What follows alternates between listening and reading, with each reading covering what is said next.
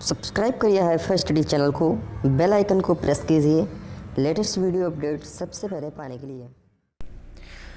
Hello दोस्तों, अगर फिर से आप सभी का बहुत बहुत स्वागत करता हूं आपके अपने चैनल हाईफाई स्टडी पर। दोस्तों आज की जो वीडियो है वो आप सभी के लिए बेहद इंपॉर्टेंट होने वाली है।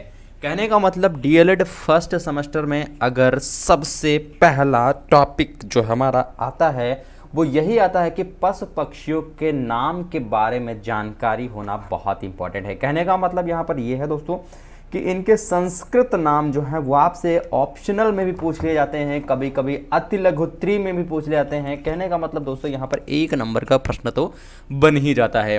जैसा कि 2019 बैच में पहली बात तो यहाँ पर फर्स्ट सेमेस्टर का एग्ज़ाम नहीं हुआ था, ठीक है ना। फर्स्ट सेमेस्टर का एग्ज़ाम नहीं हुआ था, इस वजह से वहाँ तक क्वेश्चन तो बने ही नहीं थे बने थे। लेकिन दोस्तों इससे प्रीवियस ईयर उठा के आप लोग देख लीजिएगा, कहीं ना कहीं पूछा जरूर से जरूर गया। तो यहाँ पर पशु पक्षियों के नाम संस्कृत नाम की जानकारी यहाँ पर है, यानी कि कुछ पशु पक्षियों के नाम हिंदी एवं संस्कृत में दिए जा रहे हैं जो सामान्य जीवन में छात्रों का संस्कृत ज्ञान बढ़ाने में सहायक होंगे। ये हमारा पशु वर्ग हो जाता है। पशु वर्ग जैसे कि आपको पता है यार, जैसे आपका खरगोश हो गया, गीदड़ हो गया, खरगोश का श्रृंगाला और नीलगाय का कवैया, उसके बाद बंदर का वानरा या मरकटा भी कहते हैं, बाघ को कहते हैं, भालू हो गया, शेर हो गया, शुअर हो गया, घोड़ा हो गया, अश्वशाप्ती और शेर का शिंगा।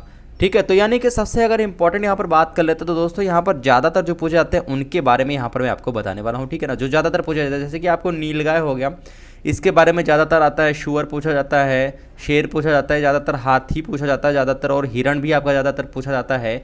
और इसमें आपका भैंस भी पूछा जाता है, लोमड़ी भी, कुत्ता, और आपका यहाँ पर गाय ज़्यादा पूछा जाता है, और बिल्ली और ऊँट ज़्यादातर। ये जो हैं हमारे इंपॉर्टेंट है। उष्ट्रा, गाय को गौधेनु भी कहते हैं, कुत्ता को कुक्कुरा भी कहते हैं, लोमड़ी को लोमशा भी कहते हैं, भेड़ को मेषा, भेड़िया को वृक्का। इसका स्क्रीनशॉट ले लीजिएगा आप लोग, ठीक है ना। जो भी हैं उन लोग हैं, तो अगर आपको इसका स्क्रीनशॉट लेना है, स्क्रीनशॉट लेने के बाद आप इसको नोट डाउन भी कर सकते हो, क्योंकि अगर आप अभी जैसे कॉलेज वगैरह में क्या है कि मतलब कोविड की वजह हो सकता है पढ़ाई ना हो रही हो अच्छे से, तो यहाँ पर बेसिकली ये काम हो सकता है। यहाँ पर क्या काम हो सकता है, यहाँ पर ये चीज़ें हो सकती है कि हाँ इसको आप अगर नोट डाउन कर लेते हो, क्योंकि ये आपके कॉलेज में भी लिखाया जाएगा, अगर नोट्स बनवाए जाएंगे तो लिखाया जाएगा। लेकिन बेसिकली यहाँ पर एक सीरियल से मैं आपको लेके चलूँगा, तो शुरुआत यहीं से होती है दोस्तों। फर्स्ट चैप्टर में आपको एक मिनट में आपको फर्स्ट चैप्टर दिखा दूँ, ठीक है।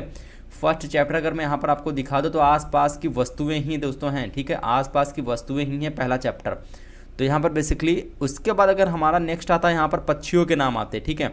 पक्षियों के नाम भी हमारे यहाँ पर पूछे जाते हैं। पहले तो पशुओं के नाम, उसके बाद पक्षियों के नाम, जैसे उल्लू आ गया, उल्लू भी पूछा जाता है, कबूतर भी, कोयल भी, गौरैया, गरुड़ और गिद्ध पक्षी, सारस, शुतुरमुर्ग, ओस्ट्रा पक्षी होते हैं। कोयल को पिका कहते हैं, कपोता मतलब कबूतर होता है, उल्लू का मतलब उल्लू होता है, चटका मतलब गौरैया होता है, और उसके बाद गरुड़ा मतलब गरुड़ होता है, गिद्ध पक्षी को गिरधा कहते हैं।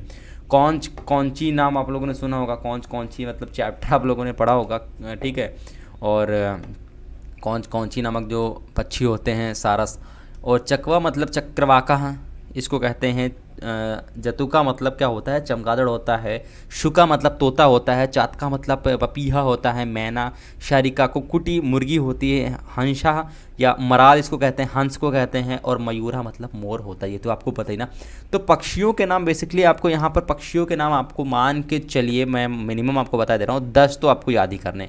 10 आप पक्षियों के नाम रट लीजिए, और आप 10 आप पशुओं के नाम पशु वर्ग में और पक्षी वर्ग में दोनों में 10-10 याद कर लीजिएगा। और बेसिकली आपको 10 तो याद ही होंगे, वैसे भी पता होंगे 10 तो, क्योंकि बहुत से लोग छोटी क्लासों में भी इसको मैंने पढ़ा है, ठीक है, आप लोगों ने भी पढ़ा होगा। तो मतलब बेसिकली बात करते हैं यहाँ पर कि इनके 10-10 नाम तो आपको पहले से ही पता ही होंगे, ठीक है, पहले से तो पता ही होंगे। उसके बाद अगर हम बात करते हैं यहाँ पर दोस्तों कि आसपास की वस्तुओं के नाम संस्कृत में, आसपास के वस्तुओं के नाम संस्कृत में क्या होते हैं, यानी कि आसपास के वस्तुओं के नाम दिए जा रहे हैं, और इसमें जो छात्रों का ज्ञान बढ़ाने में सहायक भी होता है। जैसे कि आपको पता है ना, अनाज का क्या होता है, अन्नम होता है। अरहर का आटकी और तुवरी होता है। आटा का अट्टम और चूर्णम होता है, चूर्ण बना लीजिए मतलब आटा बना लीजिए, ये चीज़ होता है ना।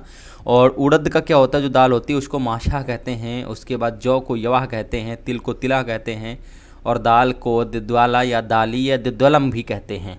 उसके बाद बाजरा को वज्रका या बर्जरी या फिर प्रियंगु कहते हैं, ठीक है। और इसी तरह इसी के क्रम में यहाँ पर गेहूँ का भी है, चना का भी है, चावल का भी है, और मूंग का भी, उसके बाद सरसों का भी है, मक्का, मटर, मसूर, बेसन, इसके भी बेसिकली याद कर लीजिएगा। मैं 10 ही बताऊंगा आपको, ज़्यादा चीज़ नहीं बताऊंगा मैं। ज़्यादा आपको मैं ये भी कह सकता हूँ कि हाँ जितने भी हैं उतने याद कर लीजिए, आप उतने रट लीजिए, नहीं 10 आपने याद कर लिया मतलब 10 से ही आएगा, इससे बाहर नहीं आएगा। कोई भी 10 आप याद कर लीजिए, उसी से आ जाएगा, ठीक है। उसके बाद यहाँ पर साग, ठीक है, जैसे कि मैंने आपको बताया था आसपास की वस्तु में साग भी आता है, अन्न भी आता है, ठीक है।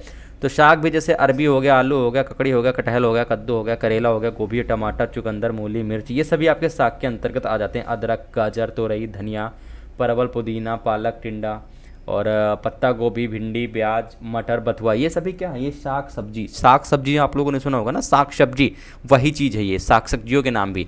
इनमें से बेसिकली आप लोग 10 याद कर लीजिएगा। मतलब आपने कितना याद किया, 10, 10, 20, 10, 30, 10, 40, 40 नाम अगर आपने याद कर लिया है, 40 नाम। उसके बाद हम आ जाते हैं यहाँ पर फल वर्ग में, ठीक है ना, फल वर्ग में आ जाते हैं। उसके बाद आपके संबंध के वर्ग, ये तो आपका अलग हो गया। संबंध में जैसे माँ का क्या होता है, पिता को क्या कहते हैं संस्कृत में, ठीक है, तो ये तो अलग बात होगी, नेक्स्ट वीडियो में दे दिया जाएगा आपको। इसके बाद ये आपको फल वर्ग जो है, इसमें से भी आप लोग 10 याद कर ले, जैसे नींबू, तरबूज, खजूर, आंवला, कैथा, करौंदा, कथ्या, आड़ू, इमली। इतने ज़्यादा आपको कहीं देखने को नहीं मिलेगा दोस्तों, इतना ज़्यादा आपको कहीं पर भी देखने को नहीं मिलेगा, किसी भी बुक में आपको देखने को नहीं मिलेगा। तो ये चीज़ आप लोग स्क्रीनशॉट लेके इसको याद कर लीजिएगा, इससे बाहर नहीं पूछा जाएगा, इसकी मैं फुल गारंटी देता हूँ, इसके बाहर दोस्तों आएगा ही नहीं, ठीक है। नारंगी, जामुन, चीकू, सारा फल इसमें आपको दिया रहेगा।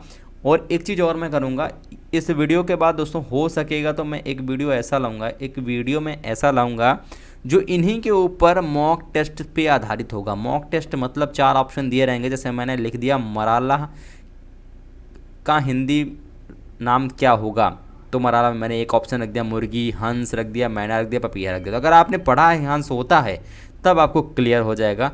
और जैसे ऊष्ट पक्षी रख दिया हमने, ऊष्ट पक्षी, शुतुरमुर्ग रख दिया, सारस रख दिया, गिद्ध पक्षी या गरुड़ा रख दिया, तो आप अगर पढ़े हैं तो ऊष्ट पक्षी पे आप लोग चले जाएंगे, ठीक है। तो उम्मीद करते हैं सेशन आपको पसंद आएगा, स्क्रीनशॉट ले लिए होंगे, इसको आप लोग नोट डाउन कर लीजिएगा, ठीक है ना। मिलेंगे नेक्स्ट वीडियो के साथ। जय हिंद, वंदे मातरम। सिर्फ आपको आज छोटी सी वीडियो मैंने दिया जो कि संस्कृत के नाम से रिलेटेड है, यहाँ से आपका 1 नंबर जरूर से ज़रूर फंसेगा दोस्तों, बिल्कुल गारंटी देता हूँ। जय हिंद, वंदे मातरम।